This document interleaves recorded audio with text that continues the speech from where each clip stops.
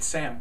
I'm going to talk to you today about the current transit of Venus through Sagittarius joined Rahu, the North Node. This is a really big transit because Venus, it's the planet of beauty, love, desire, the feeling of happiness and wanting to enjoy life. In many ways, most of what we do in our life is chasing the Venus thing. We all want to enjoy life, enjoy people that we like, and food that we enjoy, and pleasurable experiences through nature and art and love and all of this stuff. All of the joy of life really is wrapped up in Venus things, and probably the most important quality of Venus is it's our relationships with other people. Now that means other people where we're engaged in a equal relationship, like two adults, not an adult and a child or that kind of situation, even like with students or anything. It's mainly with grown-ups, and this is why Venus has to do with romantic relationships as well. A few really big themes with Venus have to do with boundaries, maintaining boundaries, negotiation and playing fair, and the capacity to honor another person's wishes equal to our own without us feeling disrespected in the process. All of these kinds of things come up with Venus energy. Do we sell ourselves short in order to please another person and feel the beauty of connection? Because one thing about Venus, and one thing that we understand from Venus, is the sort of fast track to happiness is compromise.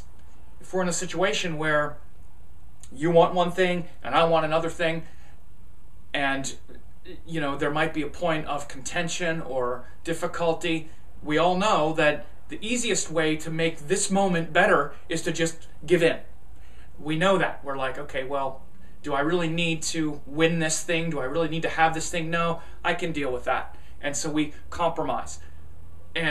But one thing that happens when we do this sort of compromise is we're also conditioning the other person to think, well, okay, they're okay with that thing. They compromised on it before, so they must not mind that much. But we have to ask ourselves, is that really something that's a kind of no compromise zone? All of these things become very noticeable with Venus energy, and of course, these kinds of things are what set in motion the paradigm of relating that we have in our romantic relationships, not just romantic relationships, but also business relationships. Any situation where our strong desires are on the line and another person's strong desires are on the line too, and we need to negotiate and play fair, has to do with Venus. Things like manners and diplomacy are really important, but one of the real mistakes of Venus is thinking that compromise is going to be a permanent solution if it's something that was not sincere. As everything, the energy of Venus is always being balanced with the energy of Mars. Venus rules compromise, Mars rules self-assertion and being able to stick up for ourselves and know what we need as an individual. And behind me I have the current chart, and I have it drawn up this way so that you can see it's sort of beyond this zodiac or that zodiac. Actually, I'm wrong. These are the sidereal placements. This is where the galactic plane runs, and these are the actual placements. This is the Earth. This is actually the way the solar system is laid out right now. You have the Earth here. The Moon is here in the sky. Actually, the Moon would probably be actually, let me make the Moon a little bit more over here, like this. So it's actually about right here. But then we have the Sun is here in Capricorn, Mercury's in Capricorn, Mars is in Capricorn, so they're all like right here. This is our orbit around the Sun, and Venus just went into Sagittarius, so it's like right near the galactic plane relative to our vantage point. This is Venus, this is Mars, this is Mercury, this is Jupiter is up here in Pisces, and this is Saturn down here, retrograde in Virgo. You see how the retrograde planet is closer to the Earth. What's going to happen is the Earth's going to keep going around, and it's going to reach its closest point. So it's not actually that Saturn is literally moving backwards. It's just that based on our orbit, he appears to move backwards because we're moving faster than he is on the same side of the Sun. little astronomy lesson. But anyway, this is the signs. And right now, based on our vantage point where we are in our orbit around the sun, Venus is right here, and we're looking back into the stars of Sagittarius, which is right near the galactic plane. And I've been talking a lot about this lately because this is where we just have the eclipse. This is also where we have the nodes right now. So it's Venus and Rahu are in Sagittarius right now. Venus just entered Sagittarius on the 29th of January, and it's going to be in Sagittarius until the 24th when it goes into Capricorn. So between now and January 24th, Venus is going to be, I'm sorry, now and February 24th, excuse me, Venus will be in Sagittarius, and it's very close to Rahu, the north node, right now. It's applying, the aspect is applying. Rahu is about 8 degrees, and Venus right now, as I record this on Monday, January 31st, Venus is about 4 degrees, 3 or 4 degrees. So it's moving right up to the exact conjunction with Rahu, the north node. Now, the presence of Rahu makes things bigger. Rahu makes things bigger, not like Jupiter makes things bigger, but because Jupiter also does that. Rahu, the north node, is the ascending axis of karma, which means it's where we're developing something really quickly, and it brings an energy of like immaturity and a lack of experience. It's a disconnected head that's just sort of eating and not digesting very well. So what this means is that when Venus gets near Rahu, the north node, our desires get really amped up. They get very excited. We say, oh, I want this, or we try to accelerate that thing really quickly. This is what the north node does. It's the accelerating axis of karma. In a natal chart, you look at the north node to see what are the deep sort of subconscious desires that are getting activated in a certain lifetime. Then whatever the north node is affecting shows that that's going to be a very accelerated axis of karma. Hopefully it's going to be something that brings a lot of wisdom, but there's going to be a certain amount of immaturity, mistakes. In the tarot, it's represented by the Fool, who is just kind of skipping along on the precipice and could kind of fall off at any moment. So this is the nature of Rahu, to bring about a certain amount of confusion so that we'll try something ourselves and trust our own experience to learn that thing through our own experience. So Venus, Rahu, the fact that Venus is very close to Rahu shows that there could easily be a lot of experimentation and testing of our self around the Venus paradigm that I just explained a minute ago. So for instance, there can be a lot of sort of confusing things coming your way right now that's going to make you question your Venus wisdom. For instance, people might think you're not respecting them. People may confuse your intentions and say that you're not being courteous, you're not being respectful. Or the opposite, you may feel like you're being way respectful and no one's being respectful back. Whichever end of the Venus spectrum you find yourself on, you may be seeing these scenarios play out, especially since the 29th, which was what, Saturday, Friday and Saturday. Respect with adults is a big Venus thing. Of course, this plays out in romantic relationships. Not just romantic relationships, though. Any kind of business relationships or transactional relationships, you'll see this. Venus, also has to do with things like our sensuality, our sensual pleasures. You may feel your sensual desires kind of exploding right now. Sudden cravings for food or sex or other kinds of sensual experiences could be happening with Venus getting closer to Rahu. And on a higher level, this has to do with the source of these, the source of beauty and happiness, which is the nectar of immortality in our mind and heart. Venus connects us to the source of love, happiness, and beauty itself, which is not found in things of the world, and eventually leads to the disappointment of the world. This is why Venus, the planet itself, is exalted in the sign of Pisces, which is about the metaphysical communion with the universe itself. And so when the happiness we seek is not localized, but it's something abstract and big and beyond the earth, that's when we truly find happiness. my spiritual teacher, Amma, the great Indian saint, says we are here to be happy. Life is about being happy, but happiness for no reason. If we have a reason to be happy, then we're going to have a reason to be unhappy. It's going to follow. Logically, it must, because anything that's conditioned upon the external reality is going to be subject to, as they say in yoga, time, space, and causation. It's going to change. We have to find the eternal source of happiness. And this is what the sign of Pisces is about. It's about the non-embodied state. So Venus, a very tangible and worldly planet where we seek tangible happiness and joy through the body, in the form of senses, through the heart, in the form of love with another, and through the highest self in the form of devotion to, God itself, must be elevated and anchored in something that's not of the world in order to bring the highest satisfaction. So we're working through these issues right now. The fact that Venus is in Sagittarius actually can be quite powerful because Sagittarius is also ruled by Jupiter. So there's a high quality and high capacity for the most elevated form of Venus in that highly devotional state right now. But you may find yourself suddenly becoming really sentimental about things from the past, or certain, like for myself, I've been experiencing like a lot of things with old songs and things that take me in a sort of sentimental place that connects to something sort of ephemeral and transformative and metaphysical and beyond just the temporary pleasure and happiness. And it's made me see a certain kind of source of beauty and love in me that's maybe been abandoned, or maybe that I've forgotten, or maybe that's not activated in my daily life. And because this is the nature of Rahu, to accelerate things very quickly, and it's sort of confusing, like something will happen and all of a sudden you're taken on this sort of metaphysical journey.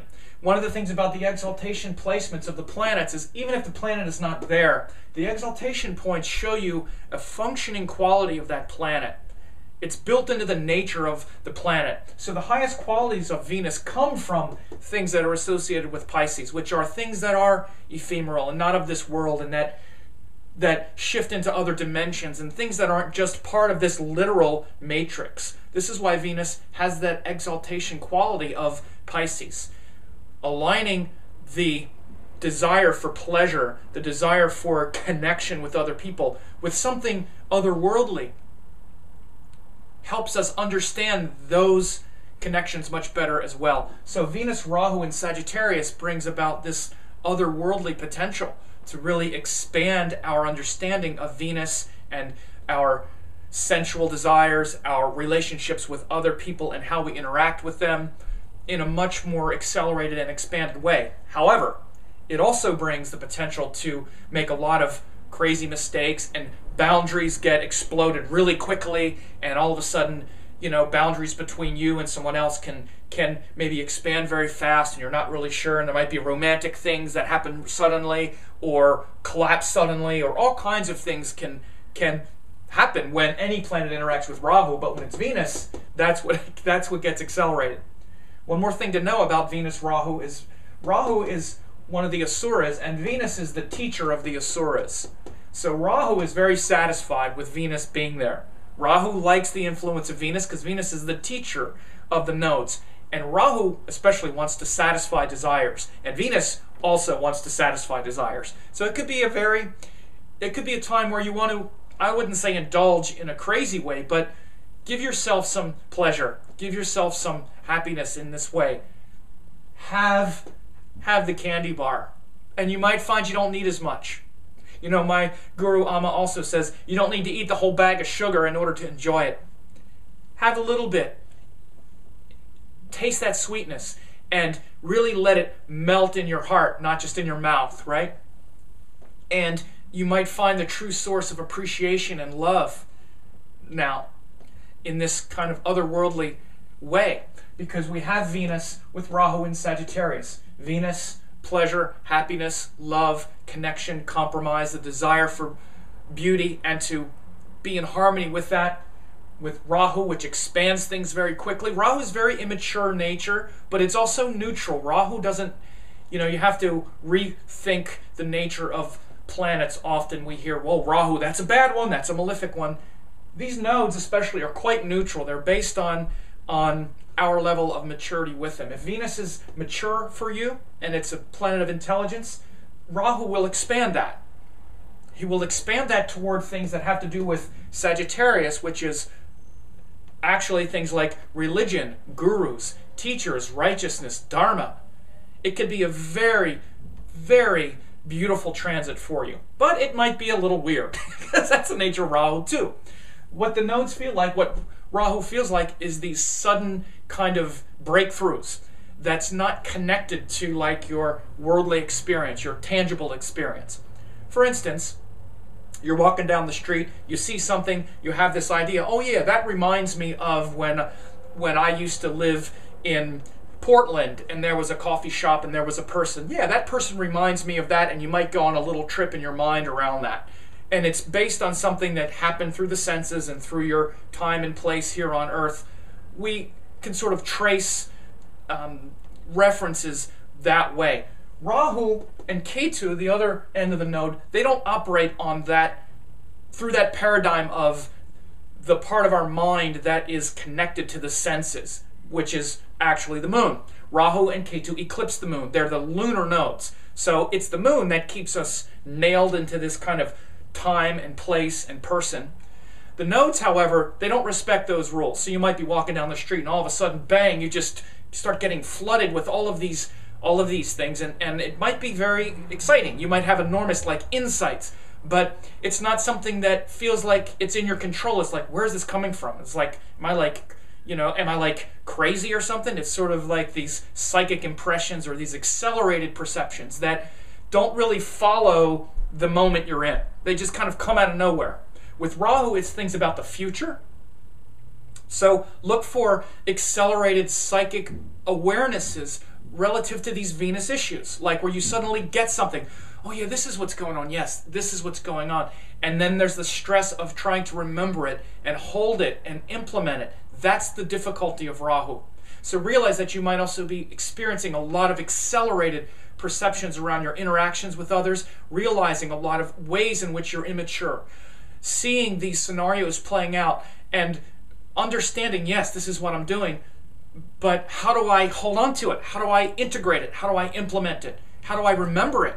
It might come and then go, and then you're like, what was that again? What did I just realize? And it's gone. This is the nature of Rahu. This is the kind of difficulty of Rahu. Because Rahu is like the head who's eating, but he's disconnected from the digestive system. The digestive system is Ketu, the south node. So again, look for these kind of accelerated perceptions around Venus stuff for the next few weeks. Now, Venus is also going to go through 3 nakshatras in Sagittarius. Between now, well, from January 29th until February 9th, Venus will be in the nakshatra of Mula.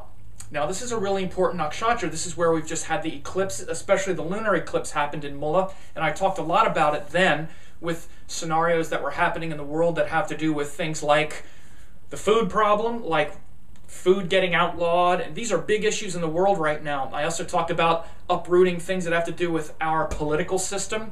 I was talking about the United States, but now we've seen these eruptions around the world with, now we have this crisis in Egypt.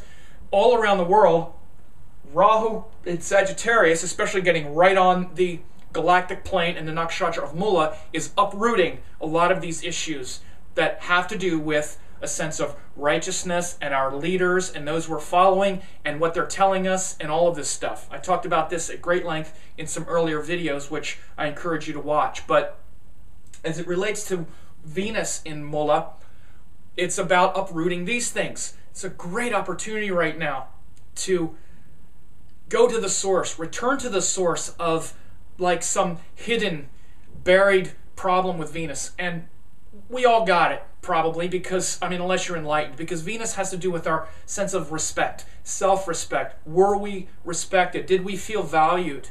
Do we value others? It's so big, it's so deep in many ways. This nakshatra is ruled by Ketu, which is a south node, which tends to hide things. The greatness of having Rahu in Mula and Ketu in Ardra is these nodes are in each other's nakshatras. and they are giving enormous potential to go deeply into buried issues right now. You're seeing it. I'm sure you feel it in your life, but also in the world. A lot of things are getting uncovered. All this, like WikiLeaks exposing all of the government secrets. It's everywhere right now, and it's in your life also. And the fact that Venus is there now shows this enormous opportunity, especially between now and February 9th.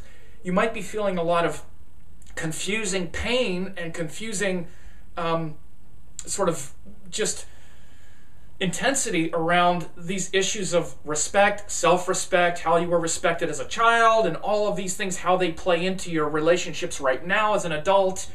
All of this stuff can be really exploding, especially since like the weekend. And it's going to be right between now and February 9th, for sure. Try to relax into that beauty and reclaim that innocence. This is a big part of it. Reclaiming a certain innocence from childhood right now could be really big, because Ketu, this nakshatra of Mula, is things that are rooted, things that are buried, things that are deep, that we may have hidden from ourselves, for sure. And Venus going through there, joined Rahu, can definitely bring a gentle, loving connection to beauty and the love, that innocent love that was in your heart maybe a long time ago, that got sort of buried, that got sort of covered over by all of the difficulty of conformity and all these things that have to happen. These are all the Mula parts of our nature. They're buried deeply, and we need to uproot them and replace them with something that feels like love, that feels like the true beauty, the authentic, beautiful thing. And this is a great promise of this transit of Venus going through this section of the zodiac. Venus going through Mula gives us a great opportunity to experience what's been buried, what's been hidden, what's been deeply rooted. The symbol of Mula is a bundle of roots. And uproot it, and then, once it's uprooted, plant a different seed in there, a seed of love and devotion that I talked about. And the next nakshatra is called Purva Ashada, from February 10th to February 20th. Purva Ashada literally means early victory, and it's ruled by Venus. So then Venus will be in its own nakshatra from February 10th to February 20th. This is great because this nakshatra is ruled by the deity called Appas, which literally means the ocean. And the ocean, water, is related to love, sustenance, and creativity, of course. Once you plant the seed in Mula, it's planted, then you must tend to that seed and water it. This is what we're doing. This is a process of life right here in this section of the zodiac. We water the seeds with a certain kind of love and attention. We're always growing something. This is a lot of growth here in the beginning of Sagittarius and into Capricorn. So this part from February 10th to February 20th, Venus in Purva Ashada, shows how we take that vacuum or that thing that we've uprooted and we've replanted. How are we loving that deep part of ourselves? What kind of care and sustenance are we feeding that thing in us, that Venus part of us that's perhaps related to buried value and values and self-worth and self-esteem, and ways that we've overcompensated and conformed to try to make people like us, and all of these things that Venus gets tangled up in that impacts our relationships and impacts how we seek, beauty and love. All of those things are big right now. So having the courage to approach that with a certain amount of compassion yourself in Mula, and uproot the ignorance, and then heal it through this introspection and the waters of love in Purva Ashada, will be very important from February 10th to February 20th. And the symbol of this is a winnowing basket, where you sift through the stuff that you don't need and find the things that you need in order to grow. Purva Ashada means early victory, and it means the things that we must do early on to ensure victory. This means that once you plant the seed, how you care for that seed determines what you're going to grow. The next nakshatra is Uttara Ashada, which is the later victory from Well, I have February 21st to 23rd. This is while it's in Sagittarius. It's actually in there longer, but then it moves into Capricorn on the 24th. But while Venus is in Sagittarius, it moves into Uttarashada February 21st to 23rd. These are the last degrees of Sagittarius. Uttarashada is ruled by the sun, and it shows how once you water the plant, you uproot, then you seed, then you care for it and tend it here, then the power of the sun is what makes the thing grow and ensures that it takes hold and sprouts and becomes manifest. This is Uttarashada, means guaranteed victory or later victory. It shows that victory is assured, but it actually means, victory means it ensures that something is going to manifest. Because this is where Sagittarius becomes Capricorn. Sagittarius is the growth process, what is growing based on the level of hope, the level of meaning in our life. Capricorn is where you start to see it manifest, and we need to make a commitment to it and work hard for it and bring it about over time and things like this. This transition from Sagittarius to Capricorn is a big one because it's where, as I said, our hopes and ideals, inspirations and sense of meaning and purpose, which is Sagittarius, and a huge theme for this whole Venus transit and this whole Rahu transit since the end of last year, or since the end of 2009, the sense of meaning and purpose as Sagittarius becomes tangible, manifest, and must be concentrated on and imbued with our sense of commitment in Capricorn. It's a big change because it's Jupiter is very powerful in Sagittarius, the ruler. Then he goes into Capricorn where he's debilitated. So some people are like, well, that's a really difficult transit, and it is, and we just had it a couple years ago. Barack Obama was elected when Jupiter was exalted in Sagittarius. Then his first year of his presidency, Jupiter was debilitated in Capricorn. You notice the difference between those 2 years? Well, because there was all this audacity of hope that elected him, and then it's like, okay, no, we got a lot of hard work to do right now, and suddenly everybody's inspiration and hope was a little bit dashed. But the greatness of Capricorn is it shows the need to commit to the things that that inspire us, not just think about them or have them be this abstract thing, because Jupiter is very abstract. These are abstract concepts I'm telling you about with Venus in Sagittarius, because then Venus is going to move. It's going to leave Sagittarius and go into Capricorn, and it's going to take a lot more hard work. We'll talk about that when it happens. But this transition from uprooting, looking at the nature of Venus first and knowing what it is in you, finding those parts that are maybe hidden from you, approaching them with love and beauty, relaxing into that love and beauty in your heart, then tending to that seed with love, care. The water of truth in Purva Ashada creates the flame of consciousness and action in Uttara Ashada. Just like on an altar, you see there's a flame, and the flame is in the pot. There's ghee or honey or some other kind of sweet fuel. You know, on the Indian altars, they don't use wax candles. They use things like that you can eat. Things like ghee, which is sweet, buttery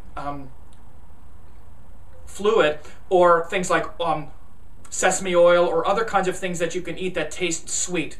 That sweet fuel, which is water,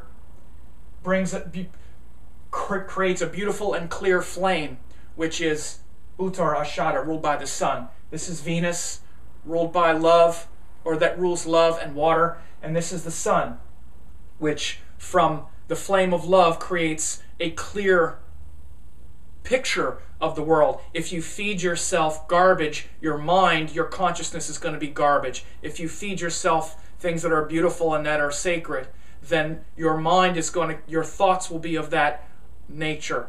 So this transition from replanting a seed, watering it with care and love, then the sun comes and empowers it and activates it and makes it manifest, and then moving into the next sign of Capricorn where we really work hard and bring it about is what we're working on for the next month or so until February 24th, with Venus going through Sagittarius joined Rahu.